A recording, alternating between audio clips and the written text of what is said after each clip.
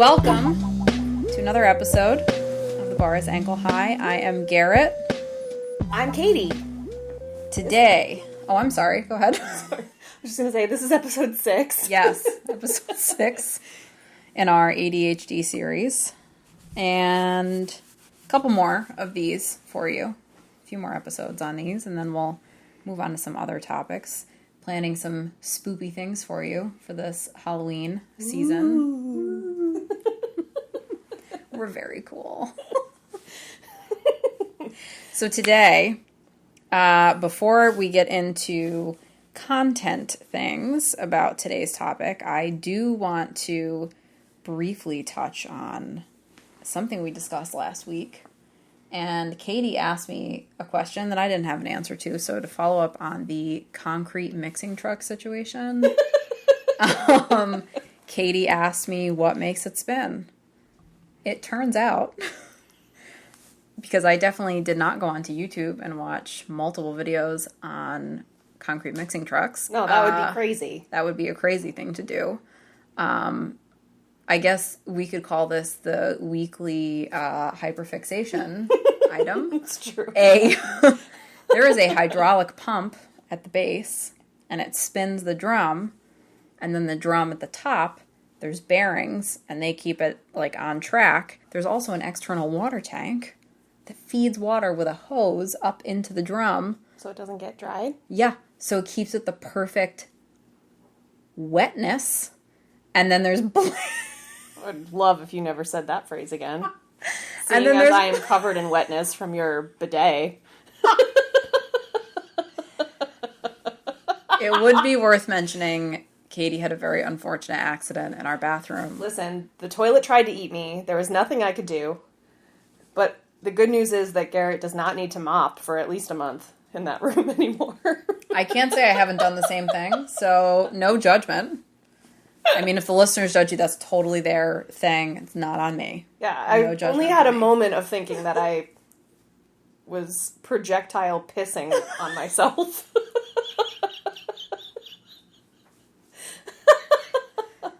Fortunately for everyone. Thankfully, it was cold water, so I managed to piece that together quickly. I guess I should have mentioned that there was a highly sensitive bidet on that toilet at some point. I did neglect to inform anybody of that. I mean, I am aware. I've just also used that toilet 50 times and never had an issue. So. Yeah, that's a toilet you can't trust. It's noted. Yeah, there's a lot of problems with that toilet, so it's always kind of a gamble, I guess. So if I know that I'm going to need some certainty to my toilet, I will use the other bathroom. The one that the contractors christened for you? Yes. Side note that I feel like is briefly worth mentioning. We recently had I guess during COVID, we had a bathroom redone. And we had to have the door reversed. So the hinges were put on the other side of the door so it opened the other way. And my husband, during the day, went up to see how things were going and opened the bathroom door thinking that there had been all these changes to the door, so it was fair game to pull it open, not thinking that there would be somebody pooping in the bathroom. On the brand new toilet. On the toilet that was installed literally that morning. The two items on the agenda were the toilet and the door that day. And I also love, though, that his reaction to opening the door and seeing a strange man desecrating his new toilet brand new just toilet. To freeze and make eye contact. Yeah, he didn't really know.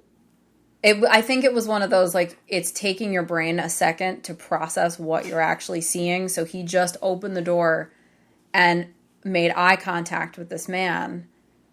And they just held each other's gaze for a minute before the guy went, "Hey."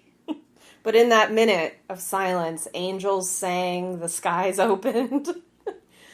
Just pooping and looking, and pooping and looking. That's a country song. It is. If it's not yet, it is to be. Yeah. So maybe Weird Al will start using our podcast for content ideas. That would be great. Yeah, that would be great. Between Gravy Train, and then in my head it's that, like, wishing and hoping and thinking and praying, but it's like pooping and staring and staring. And breathing. You will be his. He's really going to hate this when he hears it. He's really going to hate it. I personally am loving it. So yes, we took you down that little trail. If we ever do live shows, it'll just be like psycho karaoke. That is kind of, it's like those, it's like Wheel of Fortune, you know, where they're like pulling this giant wheel and it's like, what's it gonna land on? Awkward story? Nope. Scary nope. Confused. How did we get here? We don't know. We were talking about the mixing truck. Yeah, sorry. And I only know that because I have notes in front of me. If I didn't have that, we would really be lost. I wouldn't know how we got there. Yeah. This very easily could have been one of our Patreon episodes. If you have loved the intro to this episode, folks, you gotta sign up for our Patreon, because those episodes are, like, I don't know, cracked out chaos. They're us when we don't have notes. Yes. And we're winging it. And man, do we really wing it. Yeah. It's the us that birthed this podcast. It's a gif of a little kid swinging at a ball in baseball and completely missing the ball and then spinning in a circle and falling over. That's what it is. Yeah. Because I've definitely... And then laughing so hard they barf. Done that. Yes, or fart. One of the two. So, yeah, the concrete mixing trucks are a feat of modern engineering. I think it's amazing. Big props to whoever invented that. Of course, in the process of looking up all this shit about concrete mixing trucks, do you think I looked up, like, who first patented it? No. So, stay tuned, because I'm sure there's going to be more to this. Also, I was a little vindicated. The part of the mixing truck that I was calling the poop chute is actually called a chute. So, I really wasn't off base. Other than what fills it. Yeah. Instead of poop, it's concrete. Also, just patreon.com/thebarsankleHigh. Oh, yeah, that too. Or the link is on our website. Join our Patreon. thebarsankleHigh.com. It's something Katie can tell you about, but I am terrified of. So sign up. You're going to join our Patreon. Oh, I also have to join our Patreon. That reminds me, because we had a conversation about that a week ago, and then Patreon's I forgot. not scary. Yeah, you're right. It's totally not scary. I'm just scared of it. Right. Oh, man. So, excessive activity, restlessness, hyperactivity. I personally sometimes feel like I have so much energy that, I don't know, energy, tension, I feel like my body is like, just electric. Yeah. And I know sometimes I use the restlessness as a coping mechanism when I'm feeling, unsure or anxious or stressed. What do you mean? By what part? You said you use it as a coping mechanism. The excessive activity, the restlessness, like I do when I'm feeling anxious. You act on the restless feeling. Yes. So when my body feels like it's vibrating, I feel like the only thing I can do is like move, or I'm going to explode. Okay. Basically. Got it. Oh, and yeah, that's my next note. So yeah, I approach that feeling with, I usually refer to it as like toxic productivity. So I'm cleaning, I'm organizing, I'm tidying, I'm cooking, I'm baking, I'm walking, I'm starting a project. I'm literally like searching for things. So I'm like one step below pacing. I will my mom. Look for things to do to keep myself busy instead of just, I don't know, breathing maybe for starters. Mm-hmm. Yeah, fair. So, and this is a common thing with people with ADHD. And it seems to be like there's a spectrum of how this represents in people. So some people are like understimulated and get bored and that it's all kind of balled up, like the hyperactivity, the inattention, the impatience, the impulsivity, like that nudginess feeling. So there's lots of people who have this understimulation, boredom, that nudginess, and I feel like they're kind of all linked in together, like the hyperactivity, inattention, impatience, impulsivity, kind of a very similar, like that type of ADHD kind of gravitates together. And we've talked about before, ADHD brains constantly seeking stimulation, that like dopamine. Right. Actually, my note says dopamine, baby. So that ADD, the Attitude magazine, that online publication, had a great article on ADHD and stimulation. They said ADHD brains struggle to sustain motivation when rewards are mild or linked to long-term gratification. As a result, ADHD brains search for stimulation that can increase dopamine more quickly and intensely. So kids, especially in girls, like I was very chatty in class. It's not necessarily outwardly disruptive, but like if one of my friends was next to me, I would totally start conversations with my friends all the time. What do you mean? We have not run into that at work. That's never happened before. So they would put me next to people that I like wasn't friends with. Yeah. Because I was considered a distraction. And, you know, also in the era of punishing and embarrassing instead of finding ways to, like, work with it or work around it. Yeah. Just making me feel bad. Literally just talking about this with my hairdresser today because, hi, Anna. She was saying that she requested to be evaluated in middle school and, you know, asked her mom about it, and I guess her mom was very supportive, which is great. But,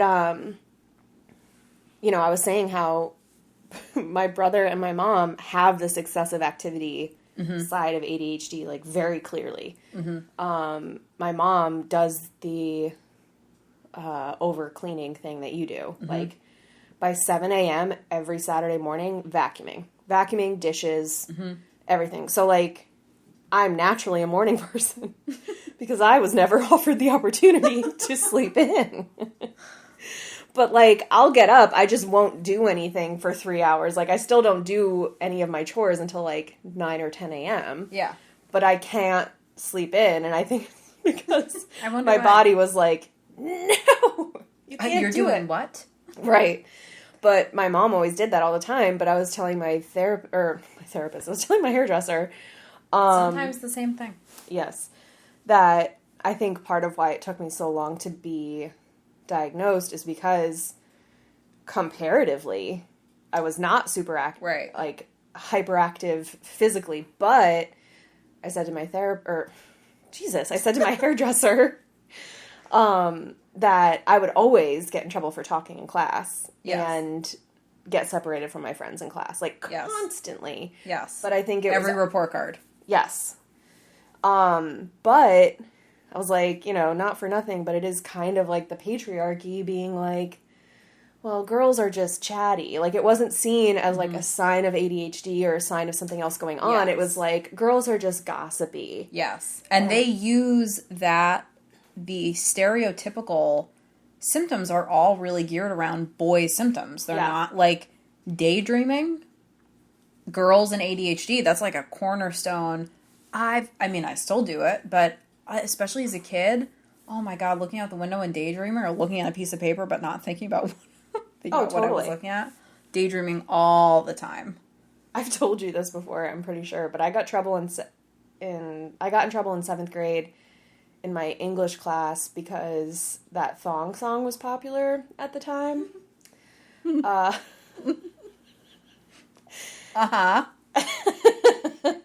And in the same line of not understanding lyrics, I knew the lyrics to the thong song. I did not understand those lyrics. You mean dumps like a truck wasn't making sense for you? No, because what I drew was a giant pile of shit next to a dump truck. And my teacher got mad and took it away from me. But I was really proud of that drawing. She also looked at me like I was deranged. Weird. Yeah, I don't... It is very much like out of, like, a movie or something where somebody, like there's a clear miscommunication between two people, and one person is, like, very, like, yeah, what's the problem? And the other person's like, what is the matter with you? Yes. Like... It's that thing we were just talking about on Always Sunny, where Dennis thinks he's going to his dad's business meeting. Yes. And his dad was speaking in a metaphor that he was going to have sex with a sex worker. Yeah. And ultimately Dennis wound up watching his dad with a sex worker. Because Dennis said he wanted to watch his dad do business. Yes. That's what I do when I say I'm doing business. It's like... like one of those. In Monty Python and the Holy Grail, when they're at the wedding. Yes, I do. You don't even have to, yes, I know that part. And the guards have the ribbons in their hair, and they're just, like, smiling and nodding. Yeah. Sir Lancelot, like, comes through, like, what are you doing here? Yeah, my teacher was Sir Lancelot, and I was the guard with the ribbons hanging like from the side of my helmet. Gleefully looking around at, look at the celebration. Flowers on my scepter. Dumps like a truck. And your teacher's like, what is happening? She's like, you're not good at English, it turns out. Language arts is not for you. It's not your strength. You should pursue things elsewhere. Yeah, take this home ec quiz and find out that you're supposed to be a member of the clergy. Shout out to my, I don't know, it must have been 9th grade guidance counselor who told me math was clearly not my strong suit with an 88 of a grade. Still mad about that. It's been a lot of years. She was not nice to me. Not nice to me. That is some bullshit. I would have killed for an 88 in math. Yeah, I was like, you know what? My mother would have killed for me to get an 88 in math. I was never great at math, so I was really happy with that. And when she said that to me, it totally knocked my confidence. I was like, oh, I guess I'm bad at math. And then had myself in my head. Yeah, it's a internalized. Predetermined outcome at that point. Yeah. Really which I'm very powerful in doing that for myself. Clearly, I excel at that. On either end of that spectrum. Good or bad. Something very intense and premeditated is going to happen. Yes. And another thing that they list for girls with ADHD is emotionally sensitive, which I've always been that way.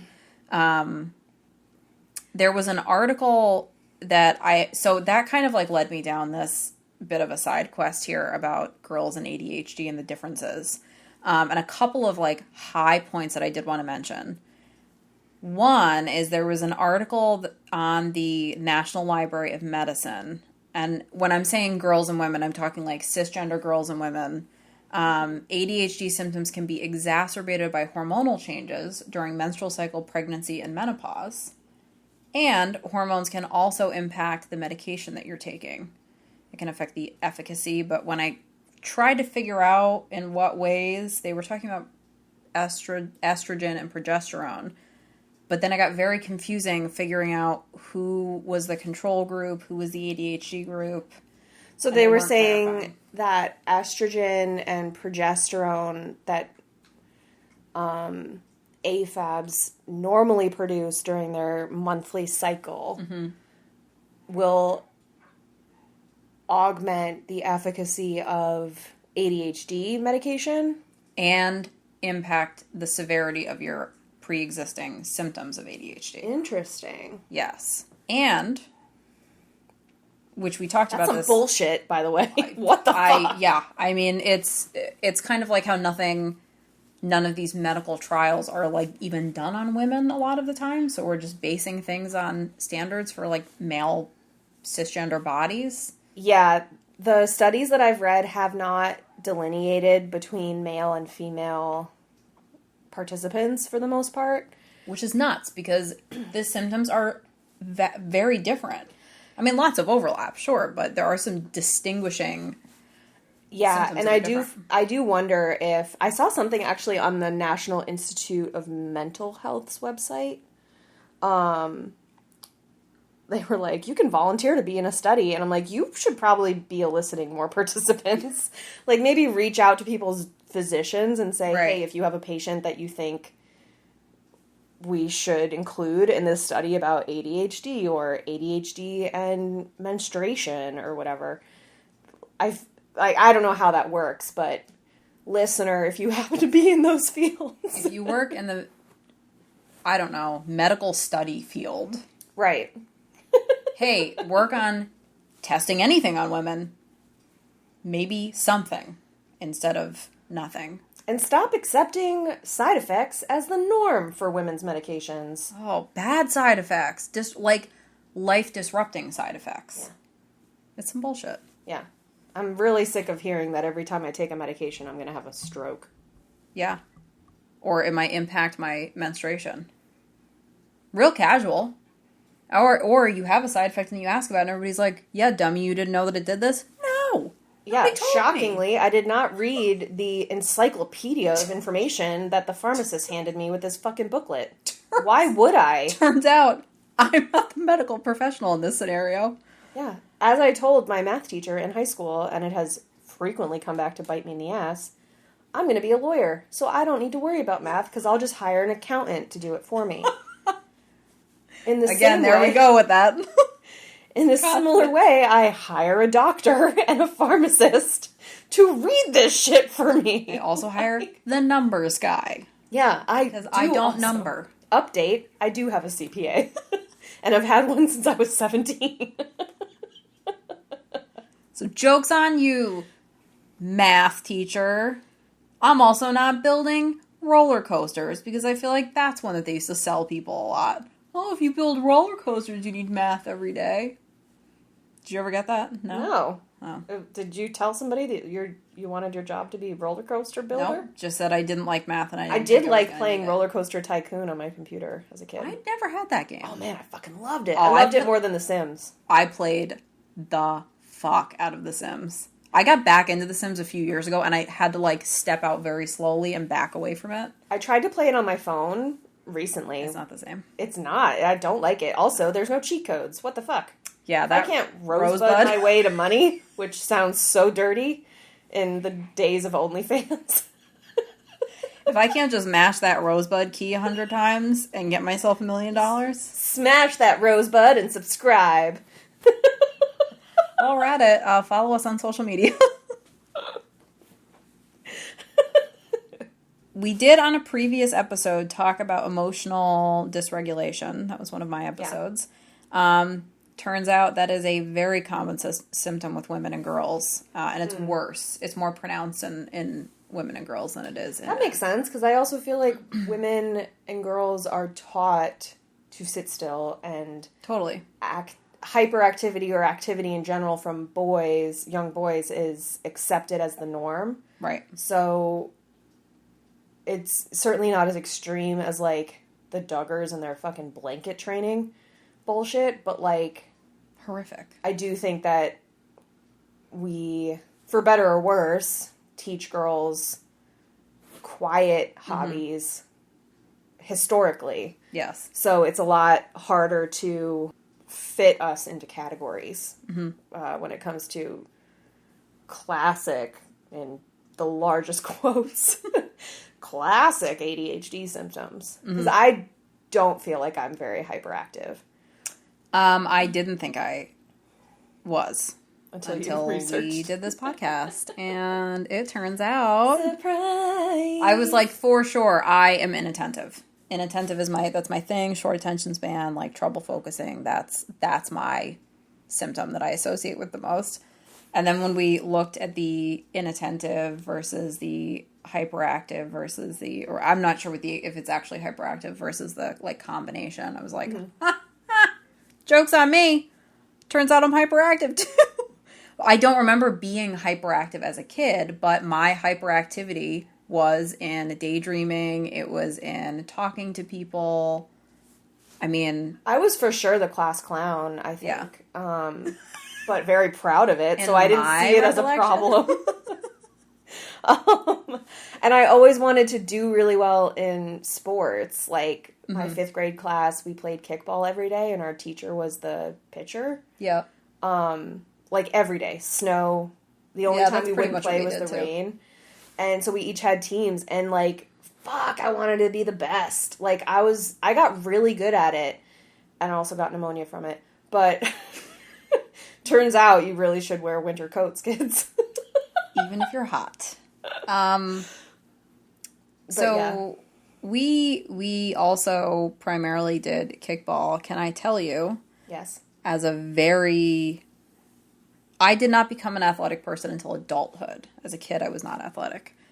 I attempted to kick the ball really, really super hard in kickball one day, and in the process, jumped over the top of the ball. You Charlie Browned yourself? I did. Like, I jumped up and, like, kicked, but I jumped, like, I must have jumped in the air. I just completely jumped over the top of the ball. And I think even when that is some Elise Myers shit. When my foot came back, I think I kicked it backwards. So not only did I not kick it and jumped over it, I then kicked it the wrong direction. Tagged yourself out. I did. It was, like, I remember kicking so hard, like, I almost hurt myself. So I'm glad that it's so doesn't haunt embarrassing. You. My mom will still make fun of me for this. She's like, "Hey, do you remember that story about when you jumped over?" There's actually a gif of a little kid, and he kicks. I'll find it one day. He goes to kick something, misses it, missteps, does this like 3 different steps trying to right himself, never does it, and falls over. My mom's like, "Oh my God, that's you," and it's true. So yeah, I was extremely clumsy. Yes. As a child. And I agree, I did not identify as athletic more because of body issues than anything else. Oh, also that. I mean, but it turns out that I'm really good at every sport I try. Yeah. Like, I'm really good at golf, and I'm really good at, like, I was good at running, I was good at Orange Theory, I'm really good at all that stuff. Because I am athletic, I'm just also a round girl. Irrelevant. Oh, that's probably temporary. So I went the other way with it. I knew I was not athletic, and then wore it as I tried to be as like a 10-year-old, like very punk rock about it, and be like, "Well, fuck you! I don't want to play sports anyway. Sports are fucking dumb." And I maintained that for quite a long time until I don't know, a few years ago. It's wild, because, like, looking back, I'm like, oh, there really wasn't too much time where I wasn't doing an activity. Like, we had Taekwondo, and then middle school I didn't really do much, but then I did cheerleading and gymnastics and field hockey, and then I did rugby in law school. Like, I generally do find things that I'm like, oh, that's interesting.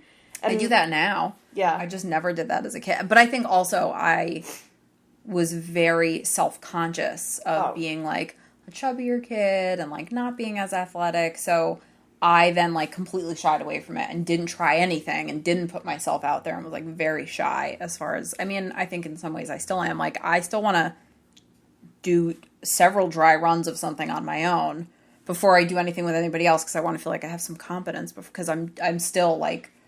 I still have a complex about that. Doing really well with my anxiety today. Anxiety's going great. The great news is that you were really good at golf the first time. Thank you so much. Thank you. I keep trying to talk myself into rollerblading. I broke my arm when I was 10 doing that. Deb snapped her finger off when she was rollerblading. Right. So I'm just... She reduced it herself in the field, so... Oh my God.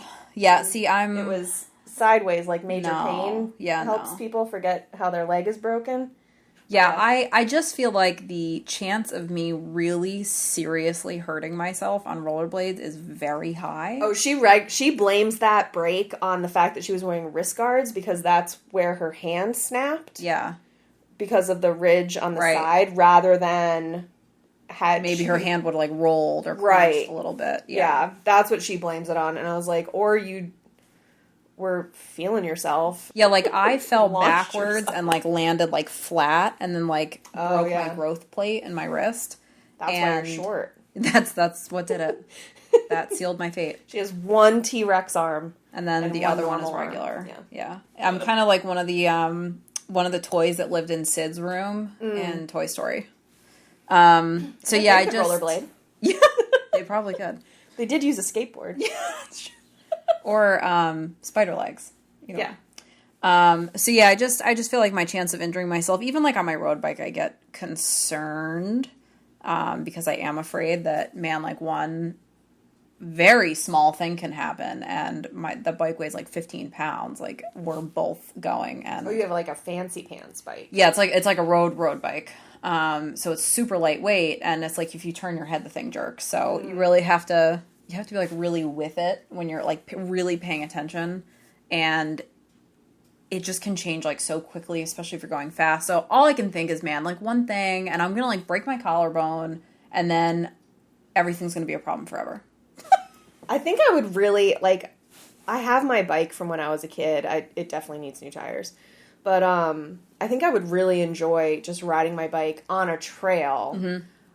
I don't like the idea of riding it on roads. No, I won't. Like, I do if I take it to, like, the farmer's market or something. Part of it is on the road, but it's, like, side roads, and it's very short. But no, I'm not comfortable. And it's not even, like, I know that I'm okay riding it. I don't trust cars. And I don't trust that people are paying attention and seeing me. I think that, so you don't trust the drivers of cars, not Yes. that you don't trust cars. Yes. Yes. I was considering other possibilities. Yes. Like an empty car you are not spooked by. No, then I don't trust myself. Then I feel like I'm going to Tina Belcher it, and it's going to be like, until I hit it and yeet myself over the top of the car. Yeah. But that's what helmets are for. Yeah, I just, helmet's not going to, collarbone. They have such cool helmets for kids now. Have you seen any? Oh, yeah, like with the dinosaur. They got like really spikes cute on them and glitter. Yeah. God. Way cuter than the helmet I had. Oh, man. Our helmets. Way cuter than the helmet I have now. Yeah, I'm pretty sure a bunch of spiders live in the helmet that I have currently, so I would be getting a different one. I have a large head, so I sometimes have problems finding properly fitting things like that. I recently bought myself a hat and had to return it because my head was too big. Despite measuring it, my head was still too big. That's annoying. Yeah. I was like right on the brink, with like two different size categories, and I went with the smaller one. It was a mistake. It was too small for my head. Anyway. Garrett has a huge head, guys. She's got a real big noggin. Despite that small frontal cortex. Yeah. Despite my underperforming. Your enormous amygdala makes up for it. With that fight or flight. If you don't get that joke, then you haven't been listening to the other episodes. Yeah, you should definitely go back and listen because, worth it. So sometimes, like, as an adult, like, obviously adults can be restless and impatient and hyperactive in their own way. But also some of the, like, more addictive qualities, or maybe having a bad relationship with, like, over-exercising, overeating, addictions to sex, drugs, like, risky behavior, toxic productivity. Like, if you are seeking those, you're still looking for that dopamine grab. Yeah, I see that a lot in my past when I was at my lowest weight with how much I was exercising. And we'll talk about that whole thing more when we talk about our, like, experiences with diet culture. But yes, and we're going to do an episode about food. Yeah. So we'll talk food about and that. ADHD. But yeah, there's something to be said. Like, looking back, I'm like, I cannot believe how much I was exercising. I mean, I was running at least a 5K 4 to 5 times a week. That's wild. And going to Orange Theory 4 to 5 times a week. And walking at lunch, because I had an hour lunch break. So I would walk a 5K. Yeah. Most days on my lunch break in 45 minutes. Like, the fact that I have not just crumpled into a pile of clothing is just bananas to me. Like, good job on that Got Milk campaign when we were kids, because I think that's the only reason I have bones at this point. But it was, like, like, that you say that. Like, obviously I was going into the exercise addiction end of things. Yes. But Yeah, that's wild. But clearly it was a dopamine rush. Because... Right. Like you're that addictive quality. Yeah. And then what winds up happening is like you do all that dopamine chasing and you do all those things and then you get like overstimulated and then crash and then you're like crabby and need a nap like a toddler. It's like, and then you withdraw because now it's been like too much. You need to like balance things out and kind of step back from things. Oh yeah. To this day, honestly, a chronic napper. I took a nap this afternoon. I was, this afternoon I looked around and I was like, I could go for a nap. I should do that. And then I didn't. I set a timer, which is also why I forgot. And then I did things because of toxic positivity. Because I set a timer and I was like, 1 hour is just enough time. I'll get a little snooze, go to the hairdresser, go to the chiropractor, go to Garrett's. And then I forgot what I was supposed to bring to Garrett's. Every time. I do it every time. Like on the highway, God damn it. Can't believe I just did that. So as much as there's like people who are constantly seeking stimulation, then there's also people with ADHD who are hypersensitive and don't want to be doing things that are going to be stimulating. They're trying to understimulate themselves because and I think it's that same amygdala response. Like they're so oversensitive to everything that's coming in, which I think kind of gets you into that territory of like autism spectrum disorder, ADHD overlap. And some of the examples were like not going to busy department stores or concerts or big parties. Oh my God, I hate concerts. Oh, do you? I do. So I was always the person bringing people to concerts. I hate them. I actually followed with Allison, who did our Birdsonas. Her and I one summer between high school and college, we followed Guster around. Oh my God. For like 5 or 6 of their tour dates, and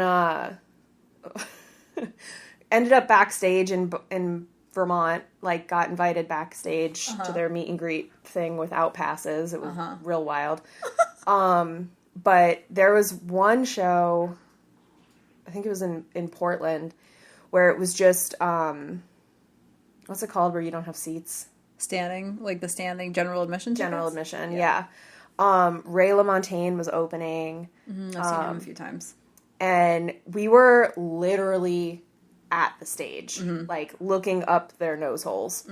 And I had to leave. Like I was so overwhelmed with people pushing up against me, people in front of me. Like I was like, I'm just gonna go stand in the back. Like it's just fine. Yeah, I guess I do tend to. So like concerts aren't one for me, although I don't have the tolerance for them that I had as a teenager when I used to do it constantly. But I definitely do try and avoid situations where something's going to be super busy. Cause especially like post-COVID, I just don't want to be around that number of people. And it is kind of hard to like think about anything the same way. My tolerance for anything. Yes.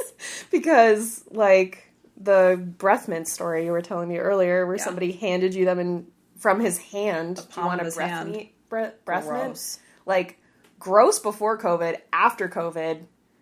I would probably shout, humanity. What is wrong with you? Yes.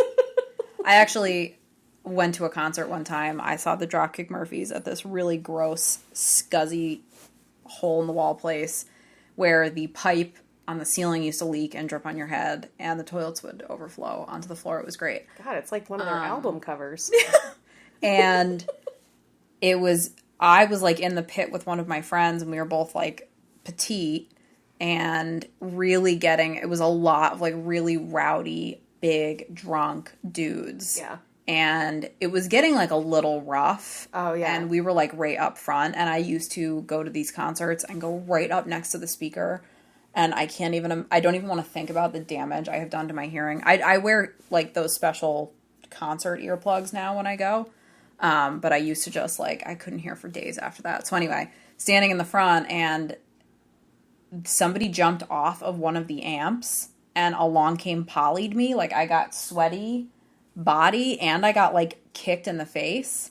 So this guy wound up standing. He was this huge guy, and he put his arms like on either side of us and kind of protected us like for the rest of the concert, which I was kind of put at the time because I was like, tough, I can handle myself, as I was getting a strong, independent woman. I don't need no man.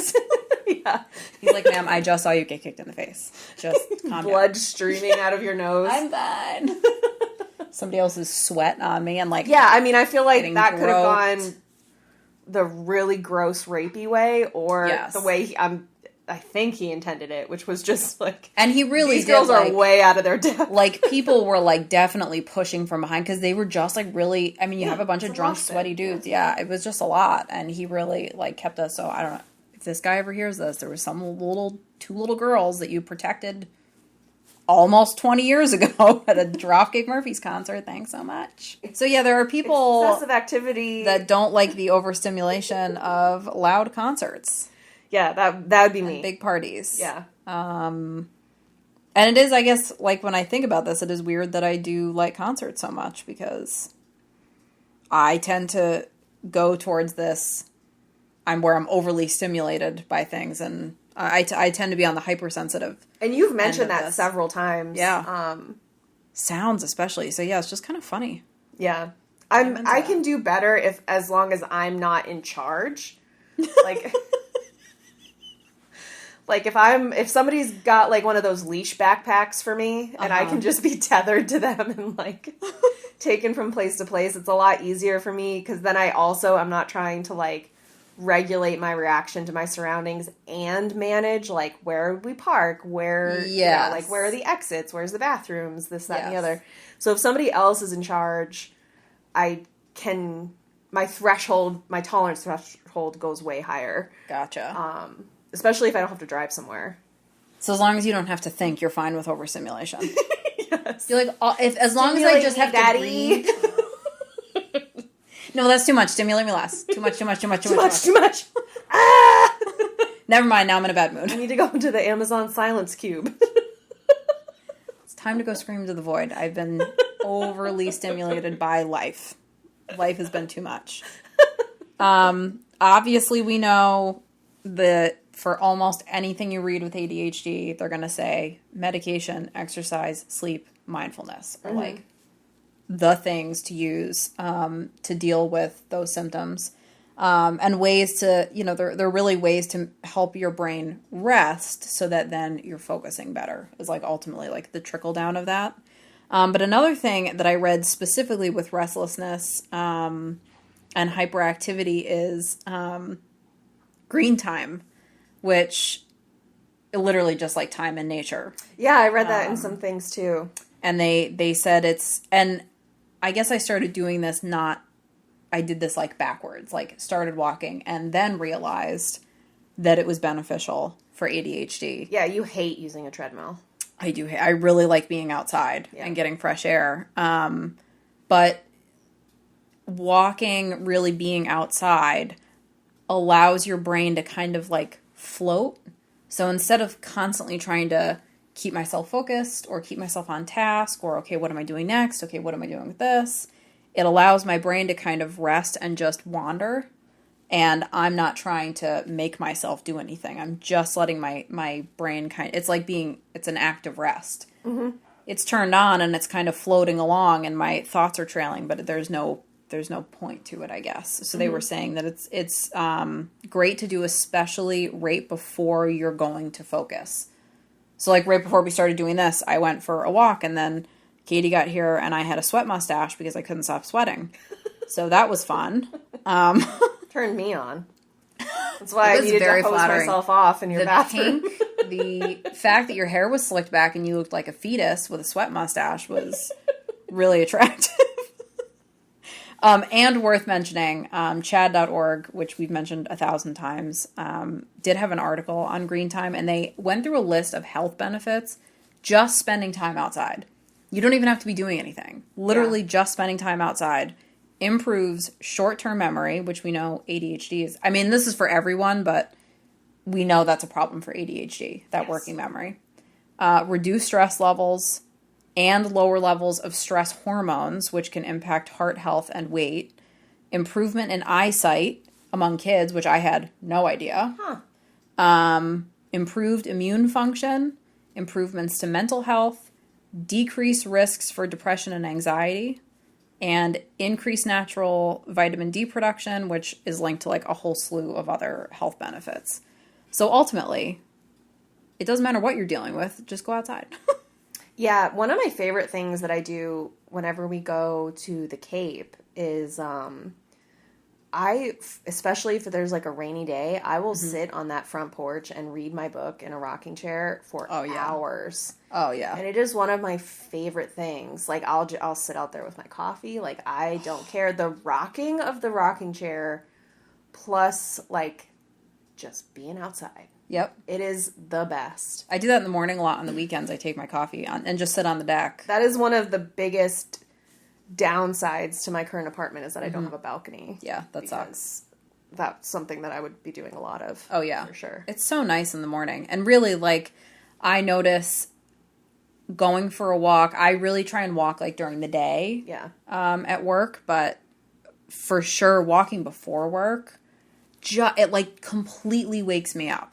Mm-hmm. I go from being, like, groggy to, like, fully awake, much more able to focus. Yeah. Than if I had just, like, rolled up on my desk. Something that I've really had to also kind of reframe when it comes to exercise in general, but also the idea of, like, going for a walk is that, like, 10 minutes is sufficient. Totally. Like, you get the benefits, the focus benefits, the heart health benefits of just doing 10 minutes. Like, yeah, there's no time frame on this. Like, I think the one study they mentioned was done on kids. Yeah. And they tested 20 minutes. Mm-hmm. And that was completely sufficient to, like, reset your brain, give you some, like, clarity, and let you go back to something, like, refreshed and focused. Mm-hmm.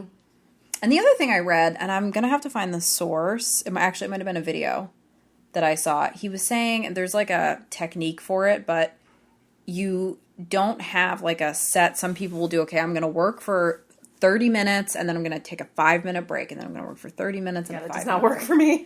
Doesn't work for me either. But he said the way very he aspirational, does it if I is, can like, stick to that. Changes it. So it'll be like, I'm going to work for 40 minutes, and then I'm going to take a 20-minute break. I'm going to work for 15 minutes. I'm going to take a 2-minute break. So he, like, mixes it up so that it's not this consistent set interval. But it was, like, a changing... Like, yeah, my problem is I start focusing on something, and then I don't want to step away from it. Don't want / can't, kind of. Yes. Like, yeah, both. Like...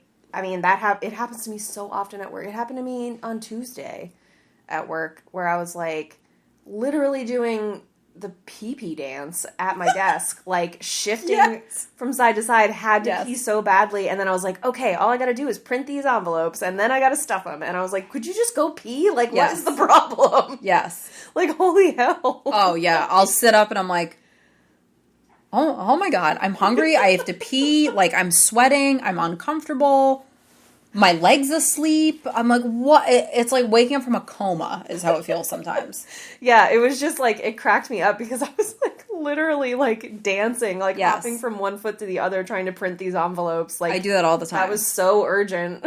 I remember when we're going to talk about, unhealthy relationships with, like, diet and exercise. At one point drinking a gallon of water a day, and I was, like, sucking down water so fast that if I waited until I had to pee to go pee, it was too late. I just always had to go. Mm-hmm. Because I would try and fit in 125 ounces of water in an 8-hour workday. Jesus. Instead of viewing it as a whole day that has a morning and an evening to it, I was like, nope, I got to do it all in 8 hours. Like, it was like somebody was challenging me to this. Nobody was challenging me. Like, I do toxic all or nothing all the time. Me too. Yeah. And it's easy to with see, water, like, with water especially because, like, at work we've got the fountain there. It's very easy to fill my water bottle, and I can do it as I'm going to the bathroom. So, like, it's easy. It's also turned into a not fun game. There are no winners, but like, I can't pee until I finish the water bottle that's in my container first. That's a bad game. It is a terrible game, and there's no reason. Like, nobody told me that was the rule. You need, like, a ref to come in with a whistle and be like, all right, that's enough. Hey, you nut. Go play a different game. That's not a rule we have here, you lunatic. You're the only one playing this game. Nobody wants us. Go home. Take a nap. He's like, if you heard about green time, go take a walk.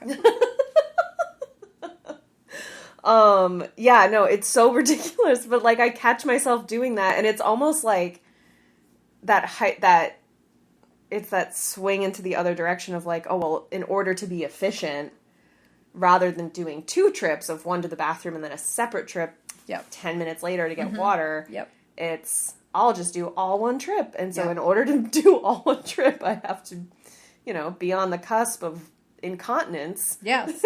All I have to do is pee my pants on the way to the bathroom, and it'll be perfect. Then I've really waited as long as I possibly could. And then I can use Garrett's bathroom and think I actually pissed my pants when I spray myself with water. I was telling Katie to make her feel better that I was cleaning that toilet one time and accidentally, I'm going to say brushed up against, because it is a real hair trigger on that literally spread my legs to wipe. Like, it wasn't like I did anything, like... Surprise! And the lever lifted up, which was also crazy, because I'm pretty sure I don't have hands on my love handles. Yeah, those little alien hands. It shot ice cold water all the way down my hallway. Like, what's that geyser in Old Faithful? Yes, that's what it was. Thank you for picking up on my keywords. You're welcome. Yeah, it was pretty amazing. I fear that bidet, and I'm pretty sure you could turn yourself into one of those fountains, like with the baby, where the water's coming out of its mouth, if that hits you the wrong way. Just right up your butt and out your mouth, because that's how it works. Well, that's like the colonic you were telling me about the other day. Yeah, we're going to have to do an episode on some, like, wild health trends. Yeah. Because I also asked other people about this, and I kind of got the same, like, I mean, maybe it was on TV once. Yeah, I have no recollection, but I also didn't have cable for most of my childhood, so... Maybe that's... I'm gonna very plausible that I missed it, but... Hey, if you remember any... stories or TV shows with these like pseudo celebrities on VH1 or MTV, like early 2000s, where they were talking about colonics and going and getting their fucking poop sucked out at a spa, please send us an email at thebarsanklehi@gmail.com and confirm that I'm not crazy, or that I am. Or also, if you could please, if you've ever tried any of these faddish diets or cure-alls for weight or whatever, and had a wildly embarrassing experience, if you could send that story into us at... Tell us about your anal leakage. thebarsanklehi@gmail.com. I would love to hear those stories, because I've for sure made mistakes. I don't know that I've never tried like a skinny tea or anything like that.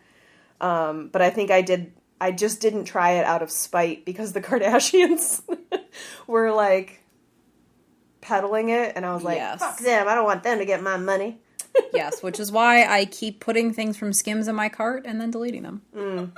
Fair. Adding it and then changing my mind. That's why I actually just got another Yitty delivery. Oh, did you? Yitty, sponsor us. Oh Lizzo. My God, Lizzo, please be my friend. Please. I'm not cool enough, but I want to know you. We will literally say whatever you want in those ads. Yeah. Well, I'll suspend all ethics. There is no price. Yeah. So, really, we'll do anything. Only for Lizzo, though. This is not like a general rule. This is not for, especially men. No. Don't joke. Don't even joke about it, because then I'm just going to get mad at you, to be honest. So, really, 6 feet. Just socially distance yourself, and then everything's fine. Unless you're Henry Cavill or Chris Evans. There is a list. There is a list of people that are not, but, I got to play hard to get. I can't tell them that they're in general on the list. Just assume that you're not on the list. Yes. I think that's a good men in particular. Yes. Well, that's it for me. Cool. That's it for my excessive activity, restlessness, hyperactivity, toxic. That was good. I learned a lot. I didn't realize that not liking concerts was a sign of excessive activity. Or hypersensitivity, at least. Yeah, no. Because I've always considered myself to be very emotionally even, generally speaking. Like, I'm pretty good at rolling with the punches. Mm-hmm. So I was like, that's not me, blah, blah, blah. I don't cry too often. Is it like the day that I found out that lines making my skin crawl, having to wait in line? Was it like that revelation? Because... Similar. Yeah.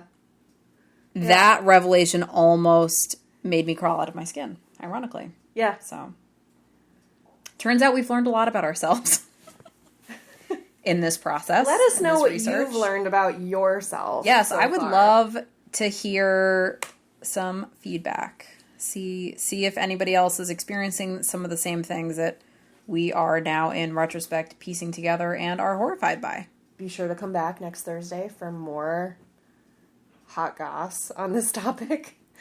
And clearly our meanderings, because we were really bad at staying on topic today. Yeah, today was... The meds did not hit for me today.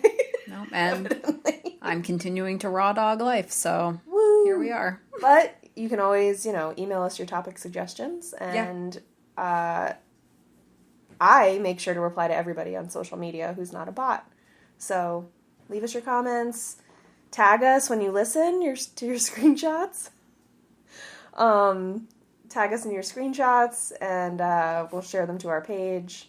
Tell your friends. Definitely tell your friends. About this super funny, charming, delightful new podcast that you found. And remember, be kind. Nope. That's already in the outro. Oh, shit. That's right. Forget it. Go fuck yourself, San Diego.